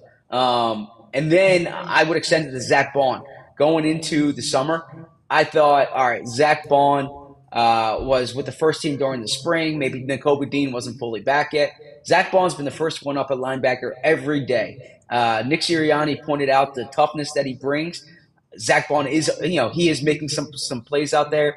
I'm still somewhat skeptical, but if I'm going simply based on what we're seeing in training camp, I got to say Zach Bond up.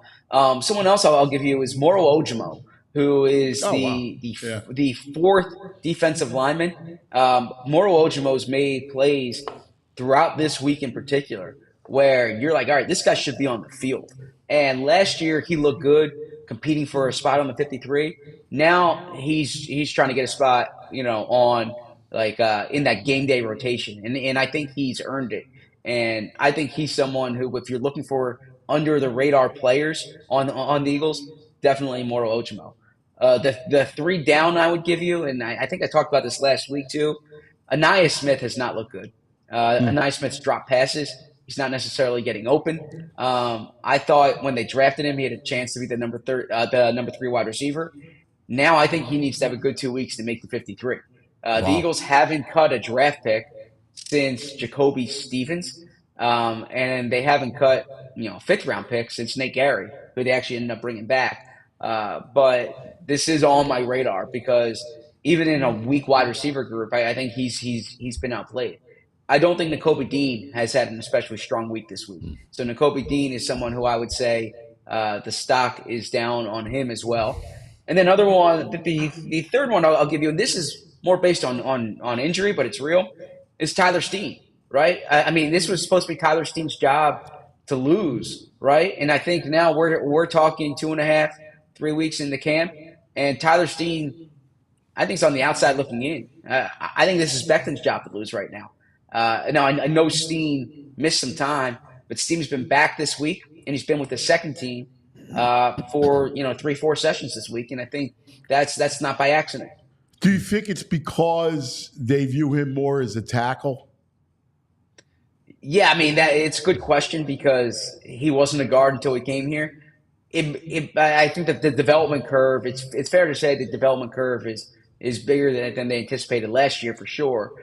This summer, I think they're intrigued by Becton, man. I think that's what it is. I think that there's certain guys who are just unusual in terms of traits. When they when they signed Becton, I thought, all right, smart swing tackle, upside signing. Maybe if he's good, he eventually takes over for Lane if you sign him to an extension.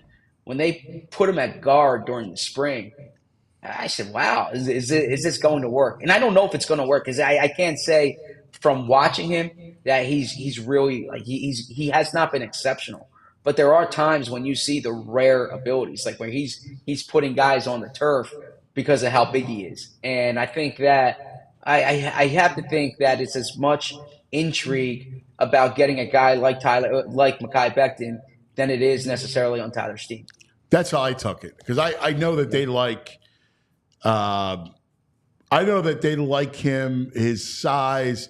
I think they like him inside because it helps his footwork. Sure. You're not on an island. Yeah. Yeah. So I think so. Hey Zach, any updates on Cooper DeJean's hamstring? Yeah, Nick said this week, as you can imagine, he's not putting a timetable on it. I see Cooper at practice every day. He's working on the side. So there's no update as far as when he's going to be out there. Now we're less than a month out from week 1 at this point. I imagine you're going to see him before camp's up here, and because you have to make a decision at some point. Once he starts practicing, he's not eligible to start the season on the NFI list, right? So if he's going to start the season on the NFI list, and then you need to keep him out throughout the summer. So I would imagine that he's going to be back here, but he is behind in terms of what his role is going to be. And something Bo and I have talked about on the PHLY Eagles show is because you see the type of depth that they have at corner and the fact that they're really lacking at safety. Like, that's a real thing. They have Avonte Maddox and James Bradbury mixing in with the ones this week with C.J. Gardner-Johnson down. Maybe something you think about is getting Cooper DeJean some work at safety, knowing this was viewed as an eventual and potential role for him, that maybe you do it sooner than later just because they are loaded with cornerback depth. Yeah. Safety's worrisome. Yeah. All right, Zach, what do you got on tap for today? The PHLY Eagles show, 2:00. You and Bo, what are you guys talking about? Yeah, 2:00. We're looking ahead to Friday night. We'll give you what we're looking for in this game, kind of drafting some storylines there. We're going through some homemade lines, some game props that we created for this game. Cool. Just because if you're watching from home in the third and fourth quarter and you don't know who let's say Sean Stevens is, right? We'll give you something to watch at home when Sean Stevens is on the field. I love it. I could use a drinking game. That's a good drinking game. That sounds great. Great stuff, my brother. We'll be watching at 2:00. Look forward to it. Thanks, guys. Zachariah. Hey, Parks Casino, the perfect place to hang out. Happy hour, $5 happy hours. I'm going to tell you about it. Parks Casino, we want a date night. You want to go guys' night out, girls' night out. It's perfect. And it all starts with the happy hour. You said that right. Love it. Wednesday through Sunday, $5 epic happy hour. Great food and drink. All right. At the Liberty Bell Gastropub, $5 drafts. You got Parks Pills, Victory Seasonal, Ford Stout, $5 glasses of Albertoni Cabernet. How about $5 Twisted Tea Frozen Whiskey Arnold Palmer's, the drink of summer. Plus, you got the small plates. Always fun. I love the tapas. $5 small plates of braised short rib sliders, hot honey chicken sliders, rotisserie chicken flatbreads. The all-new Parks Casino Epic $5 happy hour happening right now. That's right. Now, look, Parks Casino, 3,200 state-of-the-art slots, 115 live table games, a beautiful poker room. I mean, a collection of incredible award-winning restaurants. They have a sports book that is tremendous. You can check out Joe Conklin's Comedy Night every week. The best cover bands every weekend at 360 Lounge. Headliners at the 1,500-seat Excite Center at Parks Casino. Headliners like Tiffany Haddish on September 27th. I know JB Smoove is coming in September. Tickets for all shows, Parks Casino. You got to be 21. Call 1-800-GAMBLER. Parks Casino, this is how you win. Do you know how rare a Saturday, Sunday happy hour is? I know because I seek them out. So $5 happy hour on a Saturday or Sunday is pretty good. Dude, It's a good weekend. It's true. Saturday, you get nothing. No happy hours on a They're not Saturday because giving everyone's any deals. happy. Right. It's a weekend. Hey, it is officially allergy season. We got pollen, grass, ragweed, mold, all kinds of stuff. They got you feeling probably not your best. So if you got symptoms such as itchy, red, swollen, watery eyes, sneezing, nasal congestion, that runny nose, a scratchy throat, cough, some brain fog, itchy nose, skin or eyes, headaches, cough, dark circles under your eyes, you probably got some allergies going on. So what can you do to get relief? First of all, sign up for Rite Aid Rewards emails at riteaid.com/rewards to receive emails for pollen alerts in your area. And when you get those things, don't go outside so often. Shower. Take a shower before you go to bed so you wake up feeling fresh. Rite Aid's got a bunch of over-the-counter options available for you at your local Rite Aid. Try a nasal rinse to flush out those nasal passages and get those allergens out of there. And when symptoms are flaring up, you can hit up Rite Aid for some antihistamines such as Claritin or Zyrtec or the Rite Aid brand, which I'm on my final 2 today. I'm making a stop this week to get some more Rite Aid brands. And they got those nasal corticosteroids like Flonase, Nasacort, and also Rite Aid brands with those too, a little cheaper. So if you're still not getting relief, you can ask a Rite Aid pharmacist for different types of allergy medication. Maybe you need a decongestant. You can always ask your Rite Aid pharmacist for recommendations on way to get relief during allergy season. Visit your local Rite Aid today. Stock up on allergy relief and catch up on immunizations for RSV, shingles, and more. Walk in or schedule a vaccine appointment at RiteAid.com. All right, buddy. Love it. Yesterday, you were like, dude, I feel horrible, right? I sneezed 100 times in a row. Everything's like you said, all the symptoms. And VG goes, your histamines are going crazy. Yeah. And I'm going, Ray knows in. oh, yeah, the histamine. I've never even thought about it. Like, the histamines. You're like, you got the invader in you. Yeah, man. Your body's at war trying to get these allergens out of there. Yeah. Cuz' body right now is like Osmosis Jones movie. Just like, allergy medicine just fighting off the allergies inside his body. Oh, it's awful. It's awful. Can I touch on something Zach said? Yeah. Today, Eagle sources are saying they also reached out the wink. Is that damage control and PR spin? I mean, that sounds a little ridiculous. I don't know. I'll be honest. Hey, we called wink too. We wanted to see what's going on. Yeah, I know. Listen. McManus didn't get wind of that. I know. Come on. Listen. I guess the only thing I take from this whole situation is, and it's something you said, and I'm very disappointed. I'm very disappointed that Nick did not fare well last year and did not, assert more control. I'm disappointed in him thinking that you don't have to change the offense. Like, if it's not broke, don't fix it. Like, you lost your OC. You now maybe it's the mark of youth, but going into a season, teams are going to play it different. And the minute that Jalen is hurt in week 4, and you kind of take him out of the run game, I'm disappointed that it never evolved. Whether you want to talk about pre-snap motion, whether you want to talk about hot reads and like those basic stuff to beat blitzes.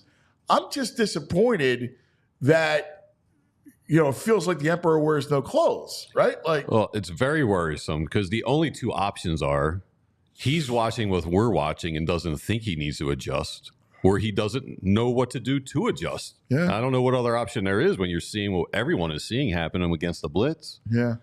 So, And I guess that's why I'm disappointed. It's funny. People were commenting, say, well, you love Sirianni. I go, yeah, I do. I did. But again, if I'm looking at something, I was disappointed last year, going through last year, when I didn't see any improvement and I didn't see him take over the play calling and fixing it. Like, I'm disappointed that he didn't fix it. Yeah. And so, What are the reasons that he didn't fix it? Having gone through that, I would be a fool to say I believe blindly in him. I saw first 2 years incredible, a team that was prepped, right? I saw a team that was, had a very difficult offense to stop. That run game was incredible. Oh, yeah. Like, they built an offense truly around Jalen. Mm-hmm. He became better as a thrower, and then you take a step back. But then there's all the rift, and so that's what's got me disappointed. And when people go, "Did you?" Yeah, I certainly love Sirianni. Well, I mean, it's questionable because that was a good offense. But once the defensive coordinators were smart, what's your next step? Then listen, that's the it didn't seem like he had another move. That's the Chip Kelly argument. The Chip Kelly argument is, he had this offense that was lightning fast that took the league by storm. But once defensive coordinators caught up to it, what was your counter? And he didn't have one. There was no counterpunch. No. NFL not for long. You always got to adjust, guys, because these defensive coordinators have the tape right away. That's the old checkers versus chess. Chess, you're always 2 or 3 moves ahead. Checkers, you're in the moment. Man. Yeah. He wasn't thinking ahead. It doesn't seem like it. Well, I guess that really is what disappointed me throughout the whole thing. I mean, you probably still have a good time having a beer with Nick. Yeah. It's not like but this is a unique situation. Like when all of them, Zach Berman, Tim McManus, and they're telling you that, yeah, well, he's kind of like on the periphery of the offense. I've never seen that before. No. Like, John Harbaugh is a CEO coach. All right. Yeah. He comes from special teams. Yep. But he's got a lot to do with everything. Yeah, I mean, we haven't had one person say they've ever seen a situation like this before. And we've talked to a lot of people with a lot of experience in the NFL reporting. In Pittsburgh, same situation. Yes. And I love that coach. And if you look at how he does it, he's involved in every aspect of the game. Like, what do you think? You think Vic Fangio is going to want Nick in his meetings? No. So where is he? With the special teams? I don't know. I don't think Stoutland wants him in his room. Well, right. Obviously, Stout has and he's the biggest voice. Yeah. Oh yeah. On the entire coaching staff. Yeah. Which actually makes me feel good. I will say this: I'm not deterred or disappointed in how I feel about this upcoming season. No, I think they're going to have a good year. Like I feel good. I still feel good about it. Yeah. Yeah, we'll see if they turn the page. The first couple of weeks, obviously, Baldy talked about it yesterday. Brazil's going to be tough. Right. Without a doubt. I don't know. I look at it and I think I look at these weapons. Like, Kellen Moore didn't have these weapons. Oh, yeah. Right? He had a shot Zeke. I don't know. I mean, I go, all right, let's see. You got Barkley. Let's go. Like, you got a lot of good weapons. Like, this roster – How we put together a terrific offensive roster. Yeah, the best in football, I would think. So let's go. It's a prove-it year for Kellen Moore, too. A lot of prove-its for everyone. All right, time for some VG's Nugs. I can't wait for the Nugs. It's a Nug time. They're piping hot. Colorado football. Oh, They got some special jerseys they wear during practice. They got their social media ads on the back of it. No, they don't. Wondering what you guys think of this. No, they don't, VJ. Yeah, they do. This is You a fan of this? No, absolutely not. How come? Your Instagram at on the back of your practice jersey? Because you're a human being. You're not a social media account. This is ridiculous. Yeah, Even the hard to youngster see on bunch there, has that. but they're wearing really see it, jerseys though. with their ats on the back. They love it. I mean, I'm Prime's got something going on in Colorado, and if the young kids are into it, Oh, well, did you hear what's going on? no.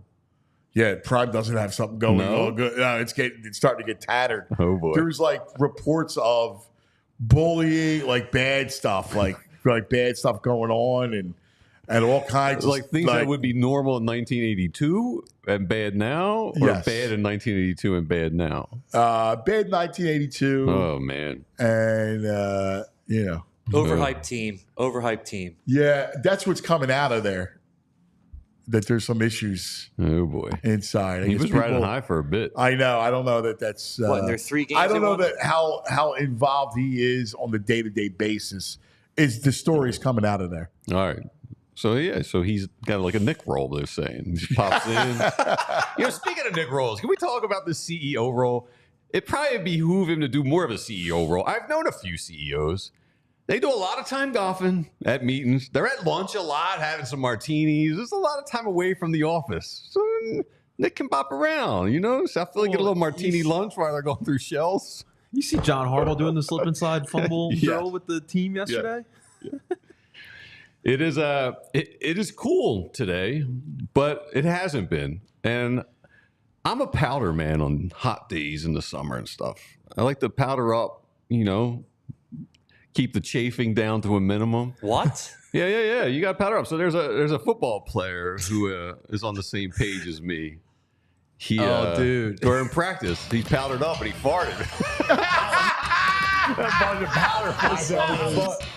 No, dude. That's I got to thank none other than the bro for sending me this one. That's awesome. Powder up. big uglies, man. Yeah, man. You got to powder up. That's it's fantastic. Their diets, I'm sure they're farting. I'm a lotion guy.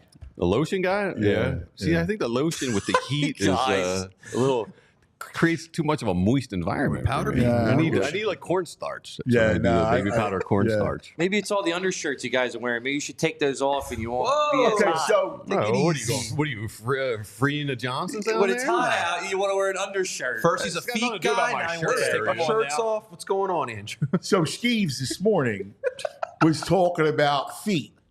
LeBron James.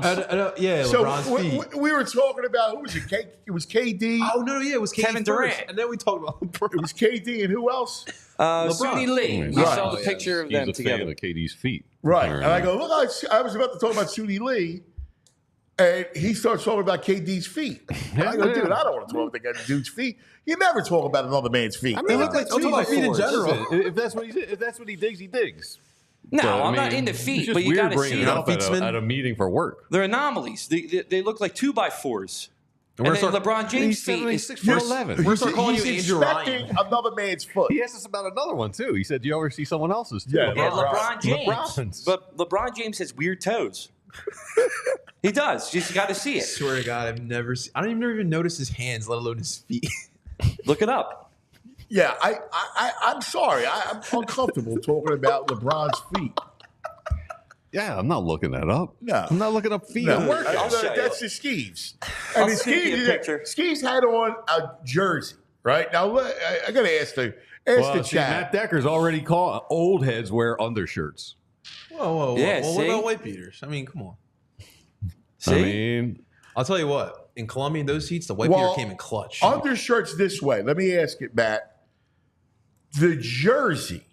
Oh yeah. Like, I think you need an undershirt, like another layer at a base. Yes. for the jersey. Yes. I'm not an undershirt guy. Okay. I don't, unless I'll do the tank every once in a while. But as you can see, I'm not on. I'm an undershirt guy. You're an undershirt guy all the way. a lot. I sweat. I Yeah. got Right. That's That's probably why you're sweating. But the jersey, and this is where VG's right on. He pointed out that Skeeves didn't wear the base under the jersey. And Vince from Philly Sports Trips, same thing. He didn't wear the base. He had an Eagles jersey on with no shirt underneath. You need the base shirt for a jersey. Matt's got to agree with that. I mean, yes, he's saying jersey is different because the jersey materials are nice now, but they're not it's against my uncomfortable. skin nice. I need some kind of soft cotton between it. Especially, I hate to go graphic, but on the nips, it's not comfortable either when Right. you're wearing no base. I got no problem. I Man got. likes his nips rough on the jersey. I'm tough. Chest tough. Casper the Ghost is talking about Harden's feet. Yeah, I'm telling you. You got to see them. They're messed A up. bunch of guys on Feet Finder. Feet finder. Harden's feet may be worse. Well, I'm What's going stunned on? at this. Andrew and Casper and Ghost are And going to that's do a like wrap. power rankings of Great the worst show, everybody. feet. Thank you. Really? We're going down that road. All right, what else we got? We got a Hawker Shocker. So I had no idea this 1,500-meter men's race. They built this up. There was a battle between Josh Kerr of Britain. Hold on for a second. Josh Kerr of Britain and this Norwegian guy, Jacob Ingebrigtsen. For like the last year, they've been hitting podcasts talking trash about each other wow. leading up to this. They hyped this matchup this race up between these two guys like it was Carl Lewis versus Jesse Owens. And you know, USA, former Oregon Duck Cole Hawker comes up with the Hawker Shocker and ends up. Conversation. Ingebrigtsen. Cole Hawker on the inside. He gives him a little shove and Kerr goes by. Here comes Josh Kerr on the outside. And that's our Cole Hawker on the back in the red, white, and blue. He's making a move, making a move. But Cole Hawker's not done with yet. Cole Hawker wins gold. Cole Hawker wins gold. They didn't even mention this guy's name in the lead up to this. That's awesome. Yeah. Right They down the called it wire. the I Hawker love having Shocker. that. I love having that when you see them just, there's that one where the Jets come on. Oh, yeah. Right at the end. There's that British woman who's outrageous, the sprinter. Oh, I don't know. She just rolls everybody. The Polish girl? No, she's from England. Oh, okay. And she's a blonde. I don't know what her name is, but Yeah. she just, Speedster. oh my God. It's cool when they And turn then it you on. watch her, and then like somebody tries to get her, and next thing you know, Yeah. you know. Yeah. We got some people who would like to call in. Oh, let's there we do it. I go. miss our people. Yeah, we got some people. Let me set them up with the link. You talk about right. you're talking about feet, and suddenly people want to call in. Yeah. See? It's all it See? took. The people love it. More Yeah. feet spin than we know. Or feet swimming. People love the foot. Yeah, I don't know. Casper about- says this girl tells him he's got nice feet. He might go on Feet Finder. Dude, those people hell's make going good on? money. I'm not going to lie. Matt Decker saying Rex Ryan loves this Oh segment. yeah, that was a big one. He's a big feet guy. He was. He was. Yeah, I mean, Ski's analyzing it. So yeah, why Ski's analyzing it and figuring out What else we the got? caller. Let's give a shout out. Little League World Series. We got a horse in the race right now. Ooh. Council Rock, Newtown, in Bucks County. Let's go. Shouts to Bucks. They win tomorrow at 3 p.m. They're in the Little League World Series as a Mid-Atlantic representative team. Let's do it. Are you serious? Yeah. They mercy ruled Maryland yesterday, I think. Wow. Where are they playing at? I don't know. Oh, they're in Williamsport, aren't they? No, they go to Williamsport for the Yeah. regionals. I don't know where the regional is. So Council Rock? Council Rock, Newtown, 3 p.m. tomorrow. They All right. win. Who are they playing? Here we go. I don't know who they play tomorrow. That's the score. That's the Maryland. They mercy ruled them 11-1. Oh, that's awesome. They were crushing the ball, too. The announcers were like, I can't believe these kids are hitting the ball like this. Dude, it's amazing to me. It's evolved. Like I'm knee deep in this world. And some of the players. Yeah. Like I saw this other video. Remember the kid we played? There was a kid, Gavin Mason, Good name. right? Yeah, that's a great name. He plays for the Assassins. Remember I told you? Yeah. Well, his father sent me like they had a deep run, right? They were on their 11U run. They had a nice run. They wound up losing in one of the district or whatever it was finals. The kid hits a bomb. I got to send it to you. It was beautiful over the that to me. over the 225 sign, right? The thing probably went 260. It was a shot. He's a lefty. I'm telling you, this kid looks like Jim Thome. And it was left center. I mean, what a shot. My God. You talk about how like this generation is like the most disciplined athlete. Well, I think now like it's starting way early. I mean, you're in this life. Dude, these kids could play ball. They're way better than we were kids. Yeah. Way better. Yeah, we were terrible. They were way better. What do we got? Who do we got? We got a caller on the line. It's Uncle Frank. Yeah, Uncle Frank. Let's go, Uncle Frank. What do you say, Uncle Frank? There he is. Frankie. What do you say, Spud? What do you say? What do you know, Uncle Frank? You get that AC fixed? I got a guy. Okay, you let me know. Hey, Caputo, I got a nug for you. All right. Well, All right. It's trivia. So there were 3 artists that sold over 1 million copies with the original band, and then when they went on their own. 2 were like low-hanging fruit. One's a little obscure. Any thoughts? If I give you the obscure one first, will you believe I know the other 2? Yeah, of course. Phil Collins of Genesis. My man's a man. Wow, you just smacked it. Yeah, man. What are the other 2? I believe it's was it Michael Jackson, Paul McCartney? Yes. Yeah. Well, VG. You gotta come stronger than that, Uncle Frank. VG. Listen, He's Mr. Music. this is how he makes his living. He's a music man. Yeah, I got to bring more to the table. Wow. Yeah. Good effort, though. Whoa. What are you doing? You're rubbing yourself up here. What's going on in this show? You're talking about the feet, Uncle Frank's rolling his chest. I'm about to go Expensive. on a Josie on an old man, boob shake and run. So, oh, by the way, I don't own Anthony. I've never owned a T-shirt. You're not an undershirt guy. No. There No. we go, Uncle Frank. Even with the Same jersey, here. Uncle Frank. But with the jersey, you should wear something underneath. Yeah. T-shirt. Oh. Doesn't mean to be an undershirt, but you wear a T-shirt wear a- underneath the jersey, right? I'll wear a beater under the jersey. Yeah. Yes. Yeah. Absolutely. You got to All wear right, it's something. more- I didn't even think you need something for the neckline For a with the jersey. jersey. Yeah, I agree. Like, the for no aesthetics, neck. for aesthetics of it. Yeah, for the no neck, it doesn't look good on a jersey. You need it. You need something. I got to show the Italian hair sprouting out. It took me 65 years to harvest this. That's why you're the best. All right. What do you think? Johnny Shoes. Uncle Frank, last thing, what do you think of Birds, this whole story that came out? How do you feel? Do you feel better about Jalen? Worse about Nick? Like, where are you at? I feel at first I felt worse about both, but I feel better about Jalen. I think that getting these coordinators in was huge. Yeah. I think Nick is, he's on an island, man. Yeah. It's for real, right? It had to be addressed. Yeah. Yeah. I know we don't like bad news, but listen, I still think they can win.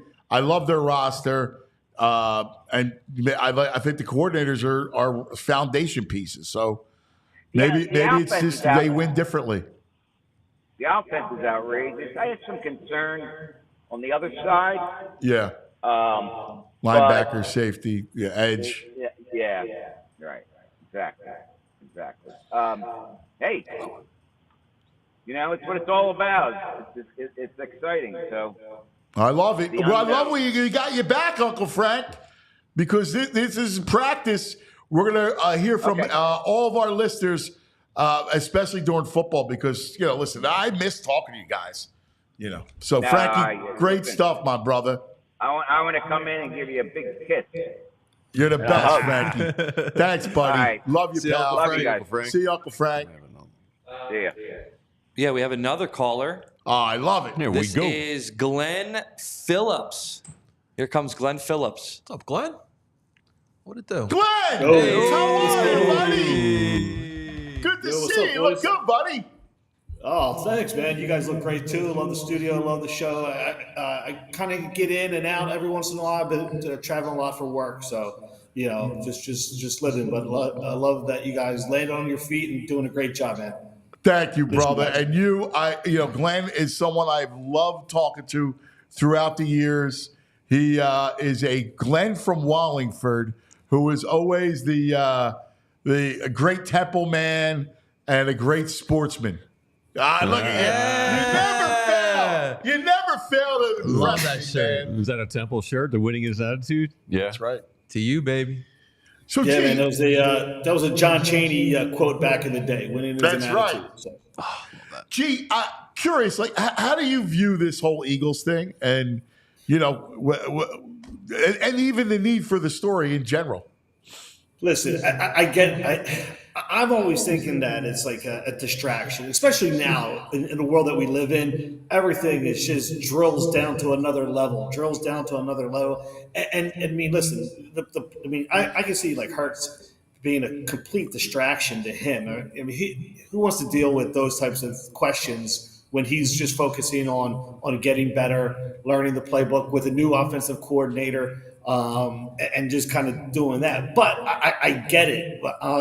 At the end of the day, we're feeding on that type of stuff, but it's also very soap opera-ish, right? I mean, it's like, I don't know. I get the new generation and that's just the way that things are these days. I mean, I could do without it. I just want to learn who's learning the playbook well, who's a good route runner, who's picking up the defense, who Fangio likes, who's going to be the edge rusher you're talking about. And I heard, you and Zach talking to Nolan Smith, who's going to be the guy who's going to step up and, make up for those lost Hassan Reddick sacks, right? That's what I want to know.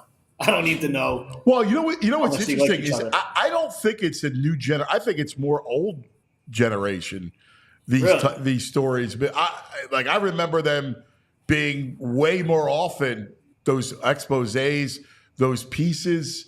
If you go back to it, like when I was doing that job in New York, I mean, there was stuff going on all the time. But maybe the fact that the way that the information is being disseminated, though, is a lot more intense than it was to find out that Lawrence Taylor was on a bender at a nightclub or something like that, right?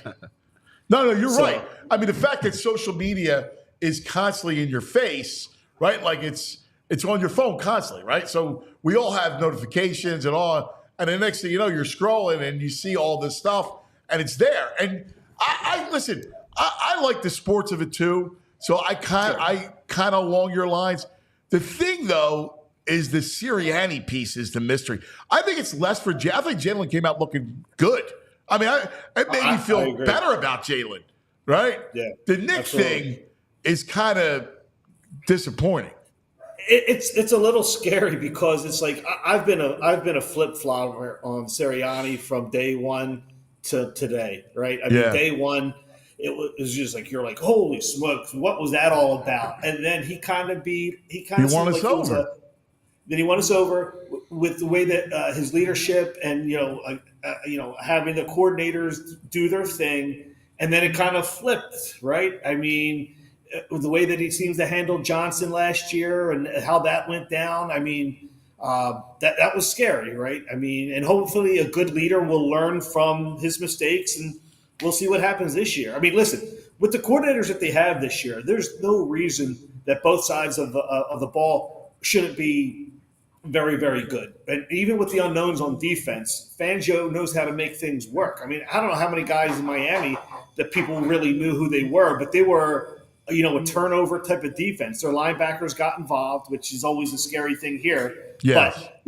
But Devin White is going to be a player, man. I mean, I don't know if you saw. I was watching bits from the Ringer podcast talking about why Devin White wanted to come here. Talk the way how he reached out to him and listen, people wanted to come here, and I think Devin White's got how we FaceTimed him. It was interesting. Yeah.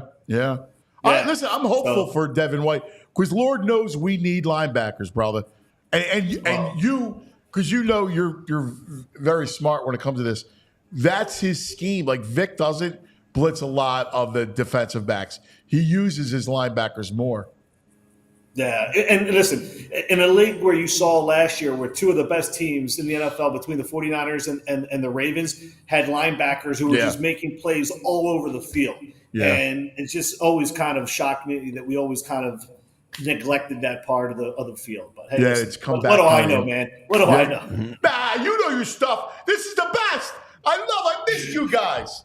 So great Absolutely, talking to you, man. brother. Listen, we got football coming up. Sixers, Phillies, Red October. So we want to incorporate a lot of this stuff and talking to you guys. Absolutely. And listen, I'm not going to be able to go there because of a family obligation, but I wish – I would be down in Norman when the Temple Owls stormed Norman August 31st. But I love it. To you, baby. See you guys. Let's go. See you, Love G. you guys. See Good you guys. stuff, brother. Later. How about that? Oh, that's great. Good, awesome. man. Yeah. Finally. Yeah, this is good. Good Love job, Skeeves. Helping out our people, man. Because we want to talk to you. And what we're going to do is, we'll probably do it every day around. We'll give you dedicated times, but 10:30, and then we'll go long. Like if you guys are, into it, and especially after a Monday game, like it's on the Sunday Eagles game, or Friday, we're getting nuts, talking about the whole thing, getting hyped up. We'll go as long as the calls, as many are there. That's the beauty of it. I don't have to leave. Like we love it. I know VG and JP love it, and the Skeeves does. So we're in. All right, We're in. You got one more nug for us? Yeah. Croatians, water polo. Dude, some I big love boys. that sport. That's my man Marco. Yeah. Some physiques coming out of Croatia. I was like, wow, these guys are Olympic water polo guys. I don't know, man. They're I will say. So you're saying there's a chance, VG? Wait a minute. You'll look at that, but you won't look at Katie's feet. Actual Olympic water polo players from Croatia. Wow, man, water polo is tough too. Like you got to be able to stay afloat. Yes. Right in a 12-foot water pool, and underneath, like that's awesome. Like it's me. We could be Olympic athletes, guys. Yeah. All it is water polo. Gonna be able to tread water for 3 hours. You're much better. That's more me than you. You don't worry about it. That's amazing. That is amazing. Olympic athlete. That's unbelievable. Yeah. That's the dad bod to the T. Frank's like, yo, where's the not safe for work warning on that one? Hobo. What do we have? Real quick update. Any Olympic stuff? There's a ton of good stuff today. Men's basketball. I know we have to. You got medals, gold medal events today are women's long jump, men's javelin, men's 200-meter final, women's 400-meter hurdles, and men's 110-meter hurdles. They're all today. You are our Mr. Olympian. Love it. Yeah, we all like the Phillies over team total. Over 4.5. Yeah. And the men's basketball team is 3 o'clock, I believe, today. Oh, that's cool. Let's go. A little afternoon ball. Yeah. Gotta love it. All right, everybody. That's going to do it for us. Skis, great job Nice as work with the always, calls, man. man. You did a good job. Thanks for hanging. We love you guys. You know that. Be safe. We'll see you in the morning. We all silly like the mayor.